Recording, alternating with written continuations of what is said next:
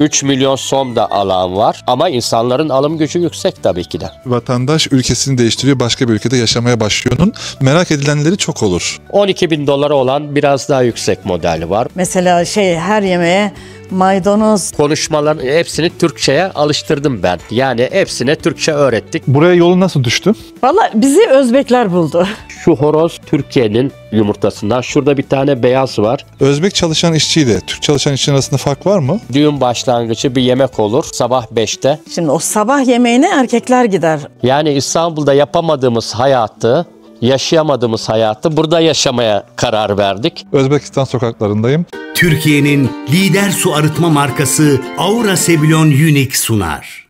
Ya video başlamadan önce dedim ki bu da oldu yani. Ülkenin dışında Özbekistan'da bir tane yaşam hikayesi videosu çekiyorum. Yani şu an ona başlıyorum yani. Özbekistan sokaklarındayım. Burası Ürgüt. Hemen benim yanımda sağımda solumda gördüğünüz evler. Burada bunlara katej diyorlar. Niye o diyorlar? Geleneksel bir isim mi? Onu tam bilemiyorum ve öğrenemedim de. Şimdi burada şu arkamda gördüğünüz evde bir Türk yaşıyor. Abla kardeş yaşıyor. Onlar yıllar önce buraya gelmişler. Burada bir halı fabrikasında çalışıyorlar. Tekstilciler, geçmişleri tekstil. Herhalde İstanbul'da yaşayıp da tekstilci olmayan var mı onu da bilmiyorum da. İlginç olan bir şey veya farklı olan bir durum bulmazsam kamerayı açmadığımı biliyorsunuz. Yapmıyorum böyle bir şey. Burada da sonuçta bir Türk yaşıyor ve evin detayları var ve zaten onun da üstünde benim kitlem Türkiye'deki yaşamlara alıştığı için bir de buradaki yaşamı, o farklılıkları göstermek istiyorum. Evet, eve girdik şimdi. Salsam bahçede dolaşsa bahçeye zarar... Allah. Çok şey yapar. Zarar veriyor mu bahçeye? Abi bu ne kadar güzel köpek ya. Border Collie'ye benziyor aynı. Sizi Gülsen abla ve Zafer abiyle tanıştıracağım. Bir önceki videodan zaten Zafer abiyi görmüştünüz, onu tanımıştınız. Evet, bir İstanbullu gördüm burada sanki. Merhaba. Merhaba. Gülsen abla kendini tanıtırsan başlayalım. Bu evde yaşıyorsunuz, evet. Evet, ben Gülsen. Tekstil işi yapıyoruz. Burada yaşıyoruz. 3. yılımız bu yıl. Buraya yolun nasıl düştü? Vallahi bizi Özbekler buldu. Güzel. Biz Türkiye'de de tekstil yapıyorduk. Çalıştığımız firmalar belli. Belli bir firmalarda, iyi firmalarda çalıştık. Bir makine satıcı arkadaşımız tanıştırdı bizi. Güzel devam ediyoruz. O sıralarda Türkiye'de herhangi bir problem var mıydı yoksa ayrılmayı düşündüğünüz bir aşama mıydı? Ben işi bırakmıştım. Pandemide emekli olmuştum. Pandemi dolayından bırakmıştım. Bir daha da çalışmayı düşünmüyordum. Bir şey oldu bize, bir bahane oldu. Geldik buraya. Biz tekstil için geldik. Tabii ki gelmemin benim en büyük sebebi Türkiye'deki tekstilcilerden ben bıktım. Ondan dolayı geldim. Çünkü neden? Türkiye'deki tekstil sektörü bitti. Herkese bir yalan dolan, bir yalan dolan. Ondan dolayı Özbekistan'a geldik. Zaten kardeşimiz gibi seviyoruz insanları. Hepsi birbirinden değerli, dürüst insanlar. Bunların birçok sektörde fabrikaları var. Halı, ayakkabı, elyaf var, iplik var, mutfak ankastre set üretimleri var. İmkanlar büyük. Güzel bir teklifler yaptılar bize de. Geldik, abla, kardeş beraber işi götürüyoruz, yapıyoruz. Ben yalnız yaşıyorum zaten. Bir şey fark etmiyor. Beraber orada da kardeşlerimleydim, burada da kardeşimleyim. Benim ailem İstanbul'da. Ben 6 ayda bir Türkiye'ye gidiyorum. Hanım da geliyor buraya. Ondan dolayı o şekilde gidip gelme sorun değil, problem değil. Gidip geliyoruz yani. Buraya geldik. Bize sordular ev ne yapalım? Tabii apartmanlar da var. Hatta şu tarafta karşı tarafı gösterirsen o şekil apartmanlar. Ben tabii ki İstanbul'dan apartman hayatından, yaşantısından bıktığımız için dedim müstakil ev olsun. Ben tavuk besleyeceğim. Yani İstanbul'da yapamadığımız hayatı, yaşayamadığımız hayatı burada yaşamaya karar verdik. Burada tabii bu sene biraz sıkıntılı geçti. Yeni kümeslerimizi yaptık burada. Bu taraf, sol taraftakiler eski kümeslerimiz. Güzel değişik ırk tavuklarımız var. Güvercinlerimiz mevcut. Oo, bu neymiş ya böyle? Çok var. Hatta daha çoktu da bir veba hastalıkları oldu bunların. Yaklaşık 100 taneye yakın hayvan kaybettik.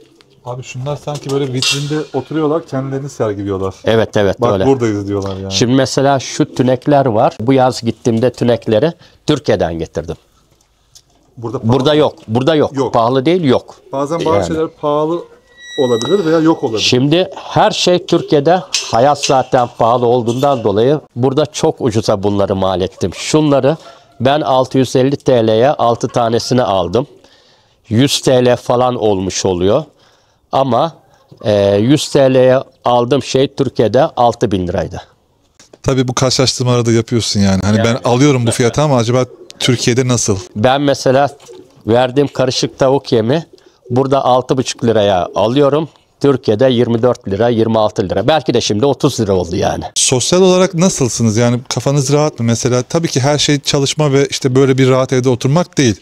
Yani işten eve, evden işe şeklinde olmuyor. Rahatça anlaşabildiğin bir insan lazım, birileri lazım. Özbek arkadaşlarımız da var. Beraber yemeklere gittiğimiz, restoranlara gittiğimiz. Aynı başka fabrikalarda Türk çalışanlar da var. Aynı onlar bize kahveye gelirler. Fabrikalarda birbirimize gideriz. Aynı Türkiye'deki yaşantımız gibi. Kafan rahat burada, mutlu. Rahat, çok rahat.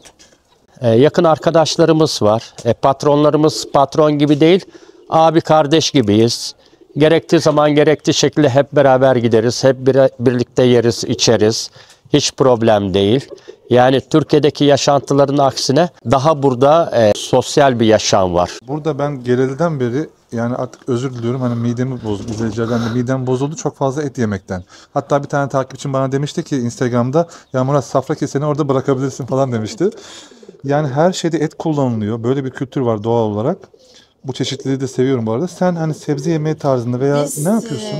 Biz sebze ağırlıklı evde yapıyoruz. Biz kendi yemeğimizi kendimiz yapıyoruz. Fabrikada dahil yani daha çok kendi yemeklerimizi yiyoruz. Bahçemize ekiyoruz. Burada olmayan sebzeleri. Burada biraz tabii ki Şu anda inşaat olduğu için. Şeyden dolayı. Ben bakıyorum başka YouTuber arkadaşlarını da Türkiye'de izliyorum. Bu sene maalesef Türkiye'de de aynı şekil hep yapıyor, gidiyor. Peki YouTuber arkadaşları izliyorum deyince burada bir de böyle bir durum oluşuyor değil mi? Mesela içine özlem koyalım veya merak koyalım. İzlediğin kanallar var mı? Bu arada dinlendirelim burada da kanalda arkadaşlarımızı. Kimleri izliyorsun mesela? Vallahi burada Eren Acil var. Onu çok severim. Hayvan. Biraz çılgındır. Evet. Orhun Topkaya'yı izleriz. Evet, Eskişehir. Ondan sonra neydi? Afyon'daki Çoban Anne. Çoban Anne de onların İlkay Tınaztepe. Onları izleriz. Ondan sonra Nuri'yi izleriz. Nuri Saltan'ı. Abi şu anda. Hayvanları çok severim ama bir de mesela emekli öğretmen Nursen Çıtır var. Onları izleriz. Bizim orada, Bayındır'da. Başka daha izlediklerim var da onların isimlerini vermeye gerek yok. Öyle mi? Aynen. Çünkü neden? Biliyorum ne olduğunu ne bittiğini. Benimle nasıl tanıştın abi? Valla senin karavan hayatında ben çok severim. Ta ilk başlarda sen karavancıları da çok ziyaret ederdin. Özellikle makarna götürürdün. yani onları falan çok izlerdim. Sonra bayağı artık her bölümü izlemeye başladık yani. Teşekkür ederim. Beni de davet ettin buraya abi. Aynen. Yani güzel çok hiç burada beni çok rahat ettiriyorsunuz. Gerçekten çok samimi söylüyorum. Çok rahatım. Ve Misafir. evet ya. Neyse onu uyguluyoruz biz. Peki böyle bir evde oturmanın maliyeti, kirası, ondan sonra buradaki yaşam şartları bir ayı karşılaştırdığımızda Türkiye ile Özbek'in farkı falan gibi konulara girersek ne dersin? Şimdi Özbek'in alım gücü daha yüksek. Zaten bizim tüm imkanlarımızı firma sahibi karşılıyor. Bize burayı verdi. Burada oturuyoruz. Hediye etti. Yok hediye etti değil. Yani biz oturuyoruz. Yani kira mira hiçbir şey yok. Türkiye'den gelen veya başka ülkeden gelen insanlar da aynı o şekilde evlerde yani lojman usulü olmuş oluyor. Tabii bizim ev biraz daha bakımlı olmuş oluyor. Çünkü biz Türkiye'de neysek burada da öyleyiz. Bahçeydi, kümesti bilmem neydi. Başka bir Türk de burada bulamazsın kolay kolay. Şimdi şöyle bir durumu açmak zorundayım. Siz burada bu imkandan faydalanıyorsunuz. Sizi burayı tahsis ettiler, yaşıyorsunuz. Her gelene bu yapılıyor mu? Ve düşünürler bunu abi.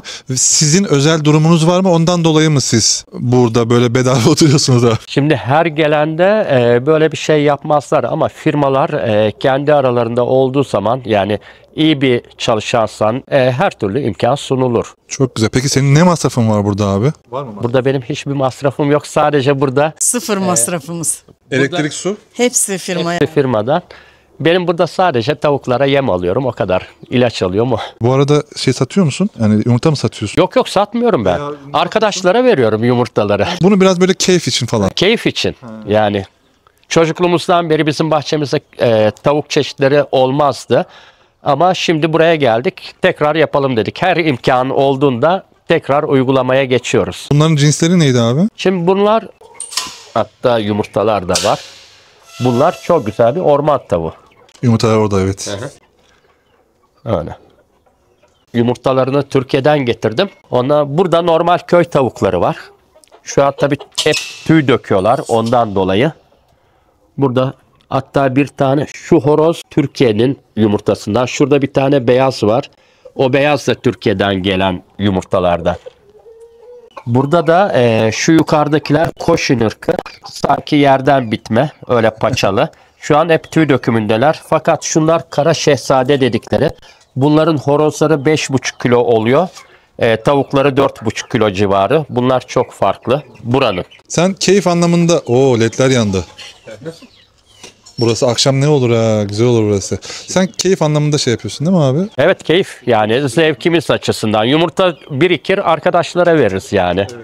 Yani siz peki İstanbul'da hayatınız geçti. Oranın dışında Türkiye'de başka bir yerde böyle bir hayatı kuramadığınızın aşamasına mı geldi yoksa denk mi geldi? Yani şu an şöyle bir ev çok böyle sayfiye yerlerde, açık söyleyeyim yani 35 binden aşağı kira olmaz ve çok ağır bir hayat. Yani 200 bin liraya yakın falan gelir olması lazım gibi bir görüntü var değil mi? Evet. Ama siz burada bu imkanlardasınız. İmkanlardayız ve bizim köy hayatına özlemimiz çok olduğundan dolayı okulu bitirdik. İstanbul'a yerleştik. Yaşımız 58 oldu.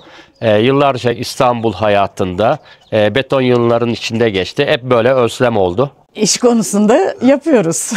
Ben imalatı. Yurt dışı olsun bilmem ne olsun gider geliriz. Her türlü iş bağlantılarını yaparız. Ki bugün de güzel sevindirici haberler de oldu. Ondan dolayı bundan sonra bütün yıl hiç boş durmadan çalışacağız, çabalayacağız. Gidebildiği kadar.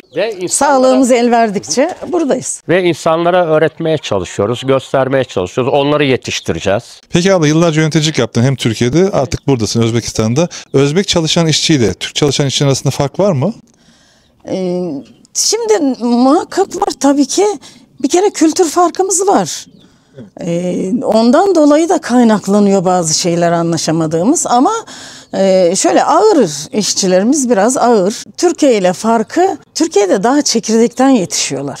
O yüzden daha hızlı Türkiye. Kavrama kabiliyetleri Kavrama kabiliyeti burada. daha iyi. Burada da uğraşıyoruz. Türkiye kıvamına getiriyoruz yani. Anladım. Biraz daha uğraştırıcı oluyor tabii. Şimdi ben araya gireyim. Buyurun. Şöyle izah edeyim ben. Çalışma standartları, çalışma şekillerini insanlar bilmiyor. Daha önceden pek o kadar çalışma hayatı olmadığından dolayı, herkes kendi işini yaptığından dolayı alışmamışlar. Ama şimdi ne oluyor? Biz alıştırmaya çalışıyoruz. Bazı kurallar ısrarla üstünde duruyoruz, uyguluyoruz. Uymayan gidiyor, uyanla devam ediyoruz. Onlar gelişim gösteriyor. Gelişim gösterdikleri zaman kendileri hem maaşı artıyor hem daha şartlarda iyi çalışıyorlar. Pazartesi günü bütün elemanlar kim varsa hepsine haber ver. Pazartesi günü gelsinler. Bak işimiz çoğaldı. Daha da işçi herkese söyle işçi bulsunlar. Siparişimiz çok. Ve pazartesi günü nereden gelecekmiş? Bulungur'dan 40 tane eleman gelecekmiş. Onları deneyeceğiz. O makinacılar da gelsinler. Şey de gelsin. Hani bir tane eşi içiyordu da gelmiyordu ya. Ona da söyle o da gelsin. Onlara o gelenlere iş öğreteceğiz. Makine öğreteceğiz. Tamam, pazartesi günü işinizde olun. İyi bir makinacı, iyi bir çalışan olduğu zaman yaklaşık olarak bize hep bayan çalışıyor zaten. 2,5 milyon som, 3 milyon som da alan var. Ne oluyor? 7 bin, 8 bin o civarlarda maaş geliyor. Ama insanların alım gücü yüksek tabii ki de. 1 kilo etin burada 160 lira olduğunu düşünürsen. Rahat diye bir yere gittik. Rahat yedik abi. Evet. Orada tabii sonradan çıktı onun şeyi de. Mesela orada ödediğimiz hesap 614 TL'ydi. 3 kişi ve inanılmaz yedik yani. yazın geldim Türkiye'de dedim 4 kişi yemek yedik 4200 lira. Burada 22 kişi yersin o 4200 lirayla. Hesapladın mı abi? Hesapladım çünkü karşılaştırıyorum. 100.000 som normaldir Kaç yani. para tekabül ediyor? 100.000 som da 260 lira. Ha, 0.26 evet, aynen. şey çünkü. 260 Som. TL falan olmuş oluyor. Ama dediğim gibi insanların alım gücü yüksek. Ama burada mesela düğünler de çok çok önemli olduğundan dolayı burada düğünler mesela bir gün sabah 5'te aşla başlar, pilavla başlar sabah 5'te. Nasıl 5'te insanlar kalkıp düğüne mi geliyorlar? Evet, sabah düğün demeyelim ona da aş yemek için. Aş yemek, Yani onlara geliyorlar. evet düğün başlangıcı bir yemek olur. Sabah 5'te yemek başlar yani pilav. Şimdi o sabah yemeğine erkekler gider. Aş derler. Biz gitmeyiz onlara. Biz normal salona gideriz. Salonda da her şeyleri vardır. Peki neden böyle çoğu konuda ayrım mı desem bilmiyorum ama erkek kadın ayrımı gibi bir şey var. Yani şu konularda erkekler önde, şu konularda kadınlar gider. Aa böyle bir durum var mesela. Hayır, orada erkekler gider falan gibi böyle bir çok durum var bununla ilgili. Ben yavaş yavaş Özbek arkadaşları alıştırıyorum. Aileleri tatile gitmeye başladılar. Ailelerinle gezmeye başladılar yavaş yavaş. Önceden mesela erkek erkeğe, bayan bayana gidip gezerler. Gerçi bayanlar ev gezmesi yaparlar. Ama şimdi artık alıştırıyoruz yavaş yavaş. Topluma ayak uyduruyorlar. Yani topluma ayak uyduruyor derken geleneklerine göre hareket ediyorlardı. Şimdi onları da anlayışla karşılıyorlar. Sen bize uyduruyorsun aslında. Zaten Özbekçeyi anlıyorum, konuşamıyorum. Konuşmaların hepsini Türkçe'ye alıştırdım ben. Yani hepsine Türkçe öğrettik. Özün yaşlı mı? Özün özü yaşlı mı? Dediğin gibi kelimeler çok benzerlik taşıyor. Anlaşılıyor. Yani mimiklerden de anlaşılıyor. Ben buraya geldikten sonra hiç böyle sıkıntı yaşamadım. Anlaşıyorum. Bugün seni gezdiren arkadaş nasıldı? O da süper. O da senden öğrenmiş zaten. Evet, yani benim yanımda çalışıyor. Özbek evlerinde genelinde hep böyledir. Büyük bir kapı vardır. Yan tarafta da normal insanların girebileceği. Burası garaj kapısı. Çünkü insanların evinde mutlaka bir ya da iki tane araç mevcuttur. Çünkü araçlar uygun fiyat. 12.000 dolara olan biraz daha yüksek model var. 15 daha yüksek model var ama Bir konu başlığı değiştirebiliriz. Türkiye'de şöyle, Özbek'te böyle dediğiniz böyle birkaç tane şeyi böyle sıralayabiliriz. Herkesin doğum gününde biz arkadaşlarımıza sürpriz yaparız. Doğum gününü kutlarız, hazırlarız pastasını, yemeğini. O arkadaşlarını davet eder yemeklere, restoranlara veya evinde kutlamaya. O arkadaşlarını çağırır. sofraya oturduğun zaman ilk önce büyük almak zorunda. Büyük açılış yapar yemeği. Veya yemek bittikten sonra da mutlaka duası yapılır. Ondan sonra doğalgaz boruları dışarıdadır. Evler geneli hep böyle yüksek duvarla kapalıdır. Normal yaşantını senin insanlar görmesin. Mesela her yemeğe maydanoz, Kişniş var. başka bir koku var. Maydanoza Onu- benzer kişniş var. Onu koyuyorlar o kişnişi mesela. koydukları O yüzden zaman ben hiç yemek yiyemiyordum. Türk damak tadına o kişniş uymuyor. Uymadığından dolayı mesela benim burnumda et var, ben yiyorum götürüyorum ama ablam kokuyu aldığında Hiç yemeklerini yiyemiyordum. sonra alışıyorsun. Zaten evinde yapmaya başlıyorsun. Zaten aşçı da anlıyor artık, o bize göre yapıyor. Koymuyor artık o kokuları. Şimdi burası tüp burada. Burası elektrikli kombi. Evin içindekiler petekler. Bu elektrikli kombiyle ısınıyorsun. Tüpte mutfağa giden tüp buradan takılıyor. Bu şekilde bir de biz ıvır zıvırımızı koyuyoruz buraya. Isınma ücretlerini biliyor musun? Ödemediğin için. Yok, ödemediğimiz için bilmiyoruz yani. Ama o kadar da çok değil. Çünkü bütün insanlar öyle. Artı burada çok soğuk olduğundan dolayı, elektrik kesintisi yaşandığından dolayı bu sefer insanlar jeneratörle evlerini ısıtmaları için mazotta indirim yaptılar mesela daha önceki kış. Zaten mazot da benzin de ucuzdu. 28 liraya mı geliyordu bizim? O bize göre evet. Ha, bize göre. Bize göre ucuz ama Özbekistan'ın alım gücü gene normal, yani o kadar da aşırı değil. Çünkü herkesin altında arabası var. Evet, avlunuz diyorum ya, balkonunuzda. Arka balkonu bunu büyütüyoruz. İzin aldınız mı belediyeden? İmar. Öyle bir şey yok. Yok mu öyle? Kendiniz yapıyorsunuz burada. Şimdi taşlarını falan da yapacağız. Burası güzel bir oturma grubu olacak yani. Kapatacak mısınız? Kapatmayacağız. Böyle Ha, yaz için. yaz için burada arka balkonu, tavanı yaptıracağız, yeri yaptıracağız. Burada şaşlık yapacağız. Biz de alıştık şaşlığa. Çok güzel. Yani. Peki bu tadilatın masrafını sen mi ödüyorsun? Yok, ben kendim yaptığımdan dolayı kendim yapıyorum. O kadar da ödeyeyim dersin. Yani o kadar olsun. Tabii. İyi, güzel yani bu iki ülke arasındaki farklılıklar, işte bir vatandaş ülkesini değiştiriyor, başka bir ülkede yaşamaya başlıyor'nun merak edilenleri çok olur. O yüzden aslında bakarsan bu videoyu çekmeye çalıştım. Belki bu videonun altına insanlar yorum da yazarlar. Ya keşke şunu da sorsaydım falan diye. Eğer yazarlarsa Cevaplarız. cevaplar. Hı hı. Üşümeye başladım artık ben valla. Çok sert işte, çöl iklimi, sıcak olduğu zaman çok sıcak, soğuk olduğu zaman da çok soğuk oluyor değil mi? Evet, evin içine girdik. 2 katlı. Böyle yukarıda da misafiriniz geldiğinde 3 odamız var yukarıda. yukarıda 3 oda var. 3 odamız var. Yatak odalarımız. Burası da salon. Evet, oturma grubumuz. Tabii Türk kanalları açık.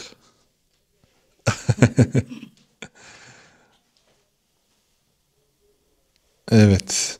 Sen bize evi tanıt istersen abla. Ev turu yapıyoruz aynı zamanda. Yani. Bu da mutfağımız. Burası tuvalet değil mi? Evet, burası tuvalet, banyo. Tamam. Türk kültürlerine göre Aynı düzenlenmiş değil mi? düzenlenmiş. Burası mutfak. Ben.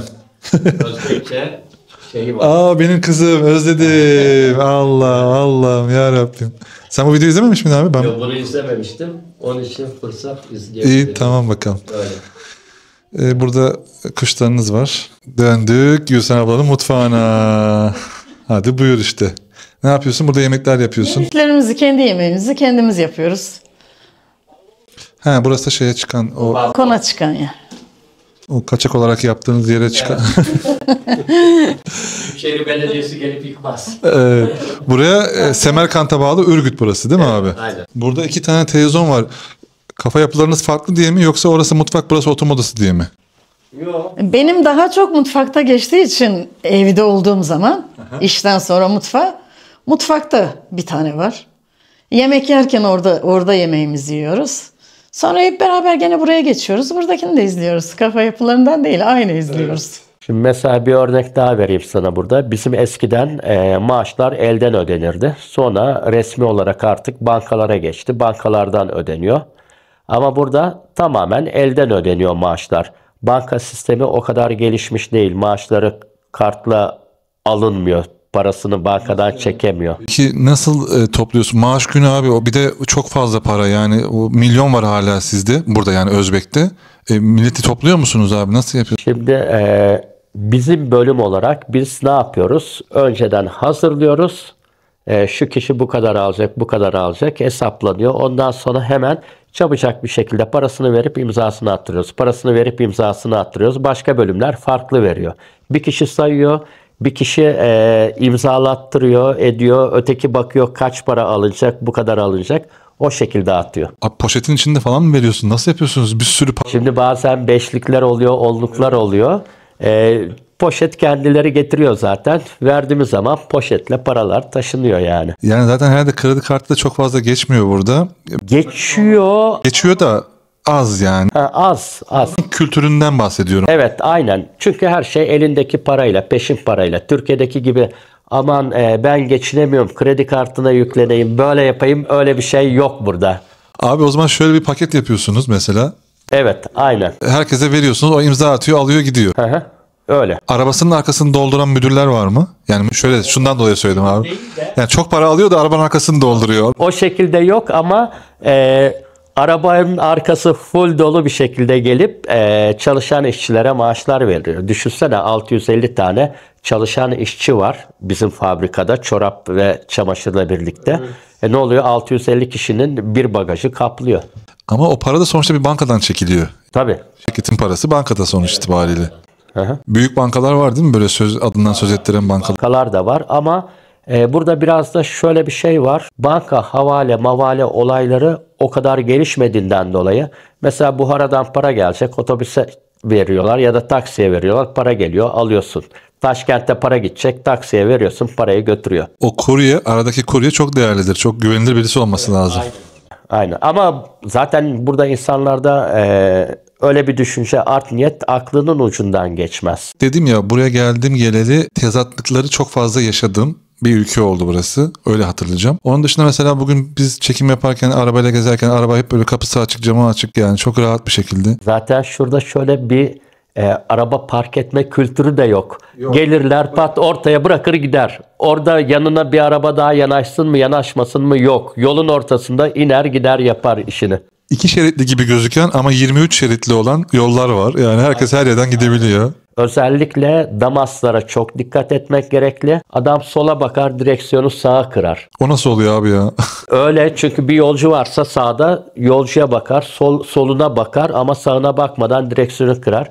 Ben bazen günde 3 tane 4 tane Damasların kaza yaptığını görüyordum. Abi sonuç olarak herkes kendi özellikleriyle, her ülkede kendine has davranışlarıyla özel ve güzel diyelim. Değişkenlikler insanı hem geliştiriyor hem de böyle hem meraklandırıyor, şaşırtıyor. Evet. Güzel. Bir konu daha var. Buyurun, hep bitmiyor. O benim çok tuhafıma gitti. Ya 10-12 yaşında çocuklar araba kullanıyor. Ben şaşırdım, şok oldum. Yanımdaki arkadaşa, bugün seni gezdirene sordum. Dedim İbrahim, bu ne? 10-12 yaşında çocuk ya var ya yok. Arabayı kullanıyor. Annesi yanında, arkada. Bir tane de annesinin kucağında bir çocuk daha var. Dedi babası dedi bunun dedi Rusya'dadır dedi. Eve dedi bir araba almıştır dedi. Çocuk hem öğreniyor hem kullanıyor dedi. O şekilde, yani Türkiye'de mümkün mü 10-12 yaşında çocuk normal trafiğe çıkıyor? Düşün. Tabii alışkanlıklar, kültürler çok farklı yani. İnsan da böyle her dakika başı böyle şaşırıyor. Aa, bu böyle miymiş diyor. Sonra ülkesindeki bazı durumları anlayabiliyor. Ülkesine dışarıdan bakıyor. Özbekistan'da özel günler çok önem verirler. Mesela Kadınlar Günü'nde. İşçilerimiz ayrı kutlarlar, erkekler kadınlara karşı. Patronlarımız özel günlerimizde illaki ziyaretime gelirler. Mesela arkadaşlarımız erkekler sürpriz yapmışlar bir gün. Ben işten geldiğimde bahçede, hepsi bahçedeler, mangalları yakmışlar, masaları hazırlamışlar. Ben içeri girince şok oldum. Yılbaşı çok değerlidir. Yaklaşık 3 gün falan bir kutlama olur. Herkes aileleriyle, çoluk çocuk bir arada bir bayram kutlaması havasında yaparlar. Herkes o akşam özel yemekler. Türkiye'de de var tabii bu, ama burada daha bir başka. Rusya zamanından kalma yılbaşına önem veriyorlar. Ben öyle düşünüyorum. Bizde nasıl şehitler günü olur, burada da asker günü derler. Erkeklerin kutlaması olur. Erkeklere hediye alırlar. Ben de videolarda şey oluyor. Yani her gördüğüm şeyi aktarayım, her gördüğüm şeyi anlatayım. En ufak detayı bile ben görüyorsam başkaları da görsün diye. Türkiye'deki videolardan biraz böyle farklı mı falan gibi böyle bir şey gelirse aklınıza. Çünkü benim şu an ilk videolarım. Daha sonraki videolarda şey olacak. Yani ben biliyorum. Ben böyle bir şeyi benim bir kere görmem yeterli. Alışmam yeterli. Onunla tecrübe kazanmam yeterli. Birkaç takipçim sormuş yani işte Kırgız'da geçsene oradan, işte Kazak'a geçsene falan diye. Ben o ağır gezginler gibi gezgin değilim. Yani Özbek için geldim buraya sadece, ama söylemeniz çok güzel. Zaten daha sonra geleceğim yani oralara yavaş yavaş. Buralarda kendimi iyi hissediyorum çünkü. Burada da kendimi gerçekten iyi hissettim. Bir yaşam hikayesi videosunun daha sonuna geldik. Şu an Özbekistan'dasınız. Özbekistan'a bir tane video izlediniz. Bundan sonraki video, 3. video Özbek'te hangisi olacak? İnanın bilmiyorum. Ne çekeceğimi de bilmiyorum ama neler çekebilme ihtimalinin olacağını biraz biliyorum. Kendinize iyi bakın. Bir sonraki videoda görüşmek üzere. Türkiye'nin lider su arıtma markası Aura Sebilon Unique sundu.